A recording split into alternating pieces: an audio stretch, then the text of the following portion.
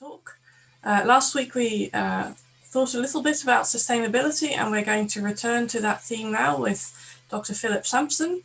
He is a fellow at the Oxford Centre for Animal Ethics, and his talk is entitled Whose World, Whose Sustainability? Recovering the Interests of the Planet. So we're going to be thinking about what if the Earth is more than a human resource? So Philip, please take it away. Thank you, Eileen. Good, well, thank you. Now, sustainability is a watchword of contemporary public policy making, both in the UK and internationally. It's usually envisaged as a goal to be reached by sustainable development. Humans are represented as managers of a controllable environment. Richard, in fact, touched on this last week. Now, I want to make clear at the outset that I warmly welcome the enormous progress that's been made since the 1972 UN Conference on the Environment.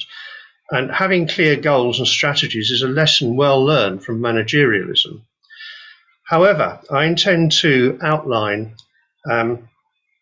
a broader view based upon my research into a Christian language which values creation independently of human interests. Can you just pause and make sure that the slides have been changing?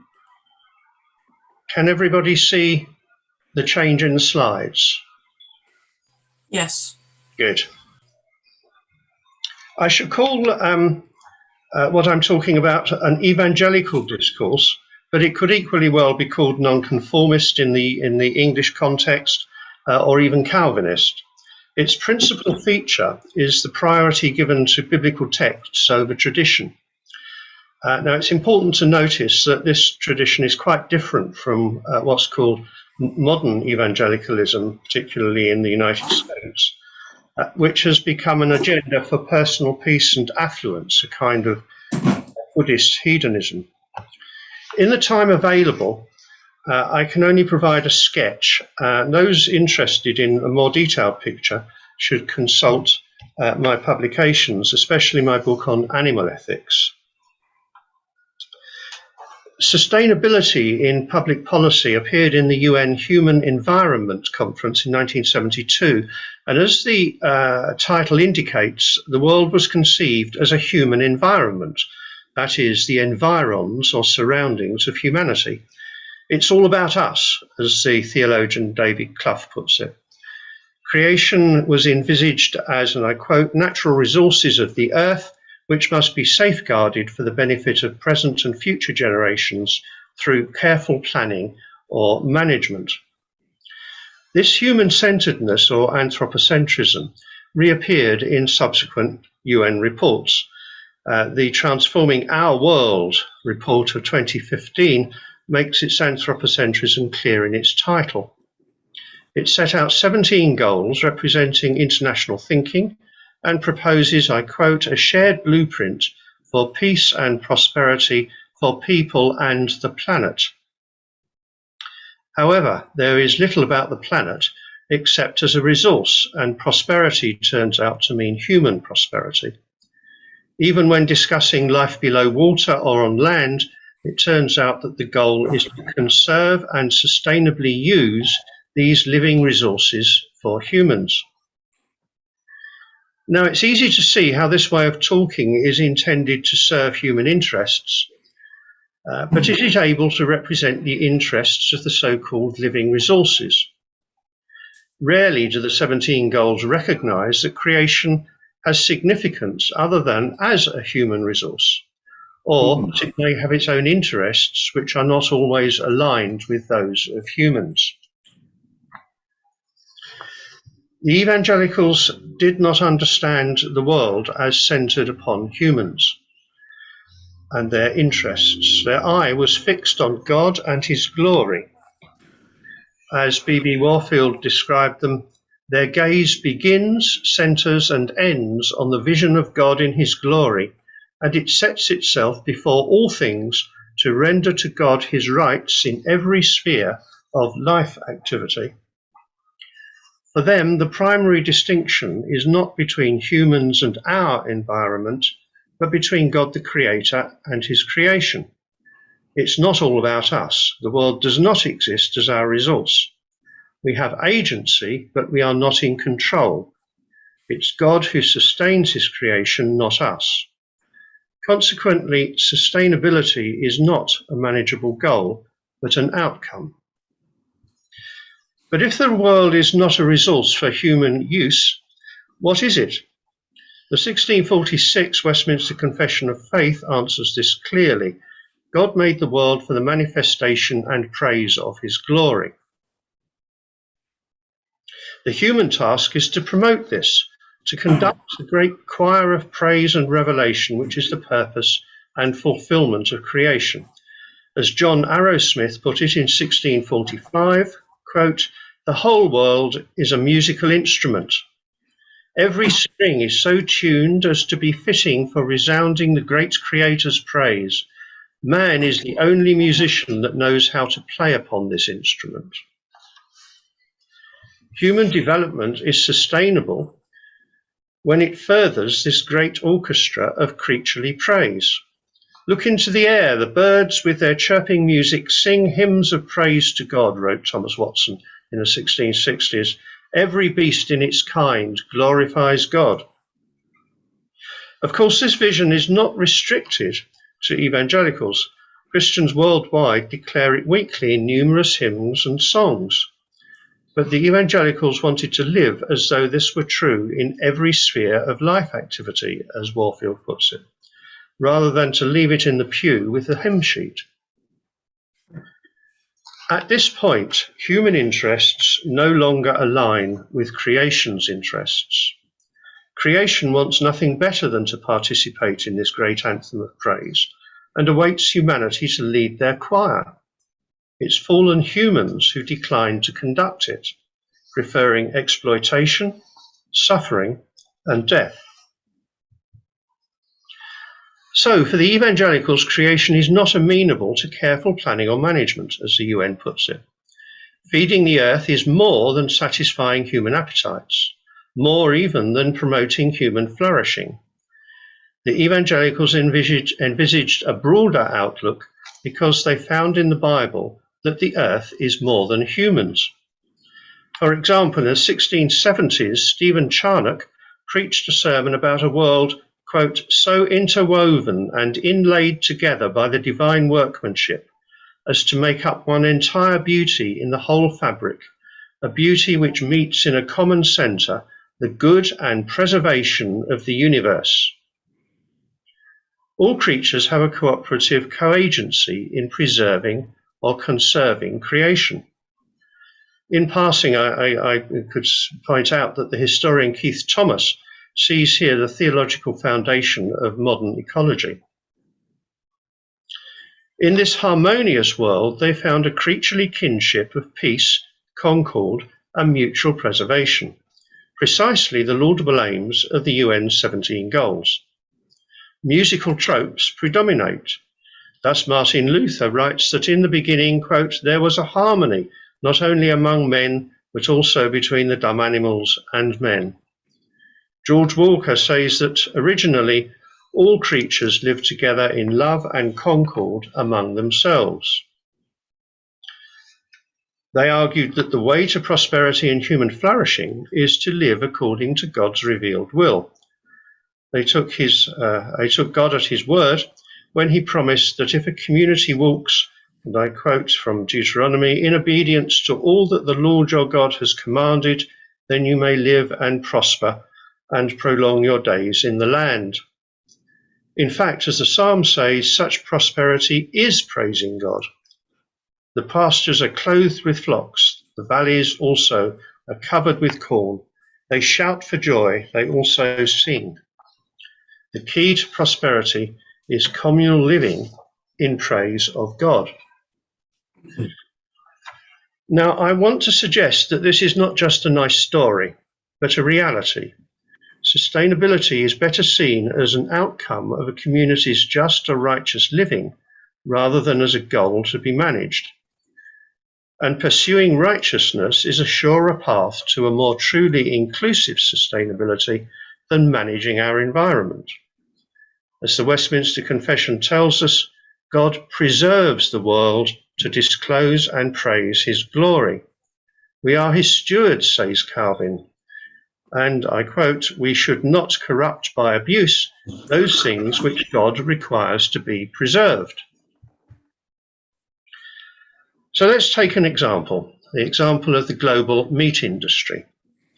More than 30,000 million land animals are caged, mutilated and killed each year so that humans may eat their bodies. This vast industry of suffering and death is the major plank in the world's food system, and as is well known, is entirely unsustainable. It has major impacts upon pollution of air, land and sea, on climate change, on human malnutrition of the poor and obesity of the rich, on antibiotic resistance and pandemics, on deforestation, desertification, drought, and on biodiversity loss. The UN Transforming Our World report celebrates peace, inclusivity, and justice. Yet it rarely refers to the peace of these food animals, or to justice for their oppressions, or to the inclusion of their voice in sustainable discourse. The evangelicals had a bigger vision. God made living creatures for the manifestation and praise of his glory. Moreover, if Jesus is to be believed, God cares about them individually and not just as a species. Now, this is actually quite easy to apply. When Jesus compared himself to a hen with her chicks, he assumed that the crowds had seen what you're seeing on the screen.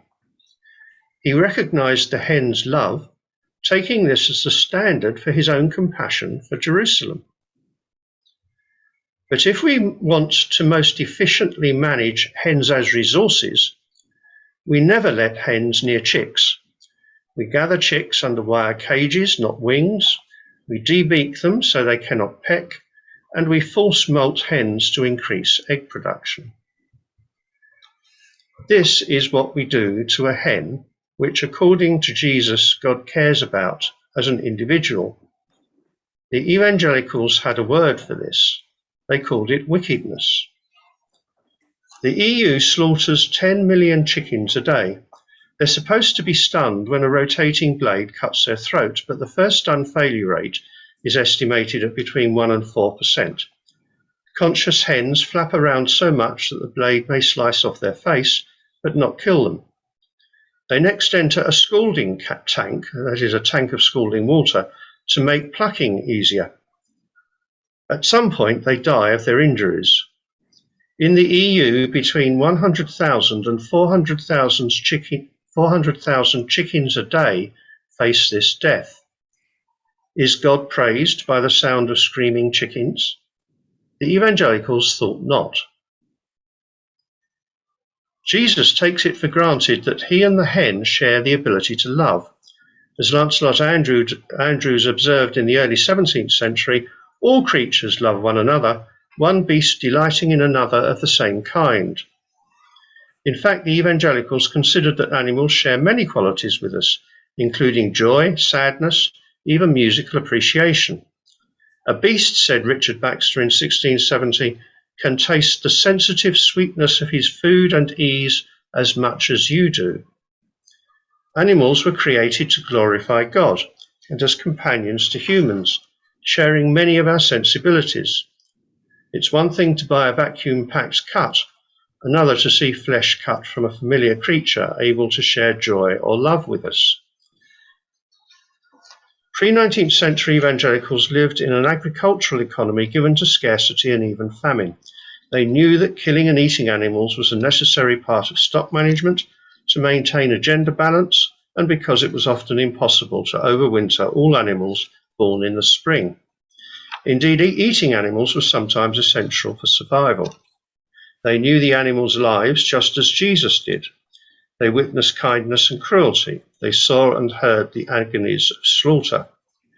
They also knew that the Bible has a lot to say about this.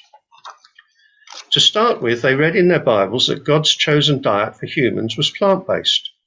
Moreover, according to Calvin, quote, it is not to be doubted that this was abundantly sufficient for their highest gratification. It was a liberal abundance which should leave nothing wanting to a sweet and pleasant life. As we might say, it was a Michelin-starred diet. By contrast, eating animals was an inferior diet, unnatural, the result of sin and judgment. Slaughter was restricted to the temple. When the knife went in, it was a reminder of our sin and what we ourselves deserve. Like divorce, slavery, and the forcible marriage of women taken in war, eating meat was not God's will in the beginning. Indeed, biblically speaking, meat gets bad press. Hunters are without exception a bad lot, as were notable lovers of meat, from Potiphar through Israel's lust for meat in the desert to Eli's sons, the complacent in Israel who fasted on lambs and calves, as Amos tells us, and so forth. Luther and Calvin noted that with unnatural food comes the perversion of our appetite. Nothing, says Luther, is more delicious to us than flesh, leading to leprous obesity. Following biblical usage, this desire for flesh was described as craving or lust and underlay gluttony. No one pigs out on a salad. Moreover, the evangelicals knew that in the kingdom of God, such cravings will cease. As Isaiah says, the lamb will reside with the wolf, not within the wolf. All this made many evangelicals deeply ambivalent about eating animal flesh. Many regretted its necessity, some experimented with a plant-based diet, others tried to introduce laws to protect animals. The evangelicals believed that just as humans share their creation day with animals, so we share the experiences of pleasure and pain with them.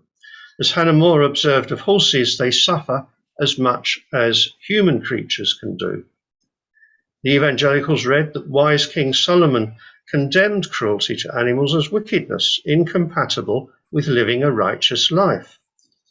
Calvin, following his master Jesus, affirmed that God will tolerate no cruelty to his creatures, even though they, quote, be little birds which seem of no value to us.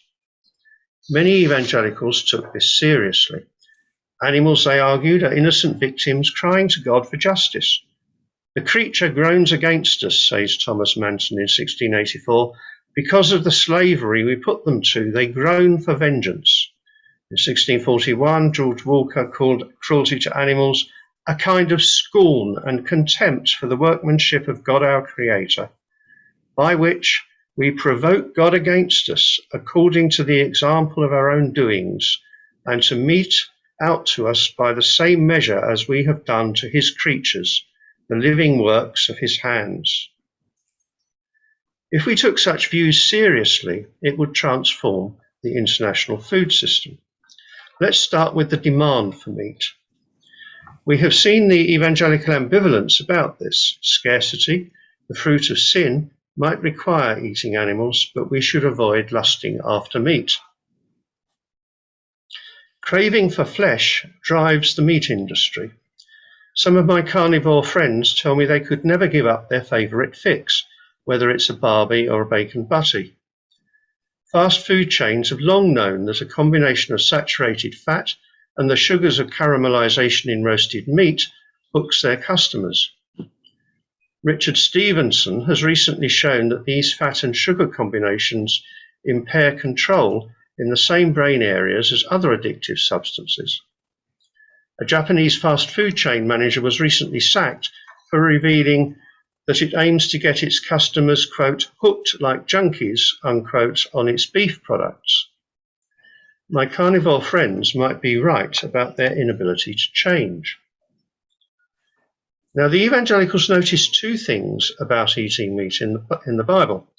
The Mosaic law required animal fat to be removed and burnt separately. Secondly, meat had to be boiled, not roasted. Consequently, fat and sugars of caramelization were both largely absent from a faithful Israelite's diet. This greatly reduced addiction. In turn, this reduced lusting after flesh, the craving-based demand for meat. As Paul includes temperance or self-control in the fruit of the Spirit, the evangelicals tried to avoid addiction. Discouraging addictive eating has clear policy implications for controlling demand. What about the supply side of the meat industry? In 1641, George Walker summarised praise-oriented practice. We should, quote, respect and esteem all creatures as the workmanship of God, made and framed by the same hand which formed us, and to take heed and beware that we do not abuse any of God's creatures to feed our own vain appetite, to satisfy our sinful desires and pleasures, or to serve our corrupt fleshly lusts. An example. Today, we usually read the Noah narrative theologically, and many Christians welcome it as warranting meat eating. The evangelicals, though, recognised in it the practical issues of subsistence farming, with which they were familiar. Killing a large animal produces a glut of flesh which would rot, especially in warm weather.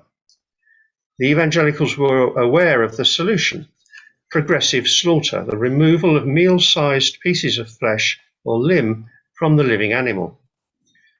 When they read of God's covenant with Noah and all the animals, they found a remedy for this. God permitted humans to eat flesh out of necessity after the flood destroyed agriculture, but with the condition that the blood must be drained before butchery.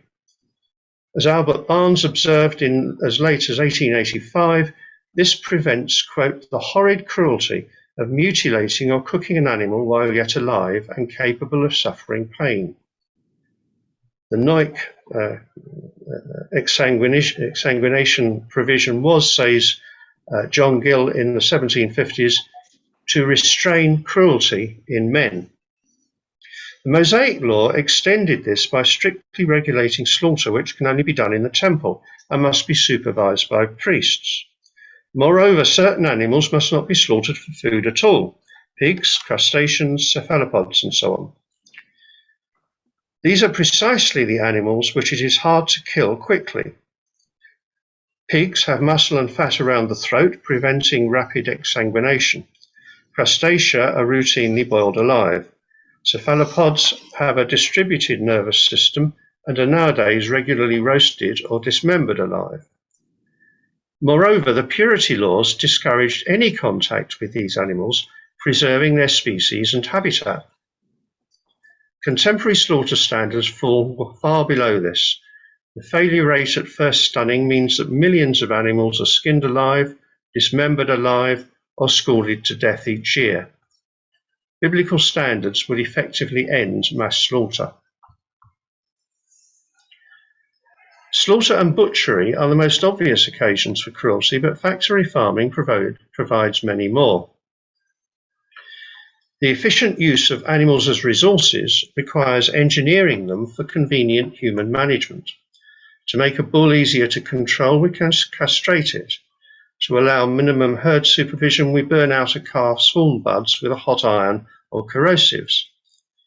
To prevent crowded and stressed hens from pecking one another, we cut off their sensitive beaks with a hot blade. To reduce care for sheep, we cut off their loose flesh. These surgeries are commonly performed without anesthesia or post-surgical care. There are indeed many ways to make animals scream, and factory farming has found most of them. In 1612, John Dodd and Robert Cleaver argued that the love and kindness and good dealing of a righteous man flows over also to the cattle and creatures which he has opportunity to preserve from hurt or perishing. This should be, he says, for love of the creature or him that made it. However, not all men are righteous, and the cruelty of wicked men must be restricted by laws. The Mosaic law sets out practical advice on this for the post-Exodus farming community of Israel. When an animal for slaughter is inspected by the priest at the temple, it must be without spot or blemish. That is, without any signs of injury or mutilation. Modern farming mutilations would be impossible. This would result in the end of factory farming. It also requires high standards of care to avoid scarring the animal's body. The meat industry is a major plank of the global food system. It's based upon the vision of humans as managers of creation and is widely recognized to be unsustainable. The evangelicals believed that creation has a value of its own, and its chief end is not as a human resource. A change of vision to recognize the interests of all occupants of our planet in praising God would revolutionize the global food system. No addiction to meat eating, no mass slaughter, no routine mutilation, no factory farms. Meat demand and consumption would drop dramatically. In conclusion, the biblical vision calls us to lead creation in praise of God. Human interaction with other animals in the global meat industry is a keystone feature in the landscape of environmental harms. An outcome of conducting animals in praise of God would be truly inclusive, sustainable development. That would include the meat industry contributes a minimum 14% of greenhouse gases. This is comparable to all transport by land, air and sea combined. Meat production, not heavy industry, is the major polluter of air, water and land. The demand for cattle feed is the major driver of deforestation. There are 3 links between meat consumption and human illness: antibiotic resistance, zoonotic pandemics, and obesity. Each results in millions of deaths per year, or is projected to do so by 2050. The meat industry's insatiable demand for land drives species loss. And finally, the export of grain to the rich for animal feed drives malnutrition and the starvation of the poor. A creation which praises God is a sustainable creation.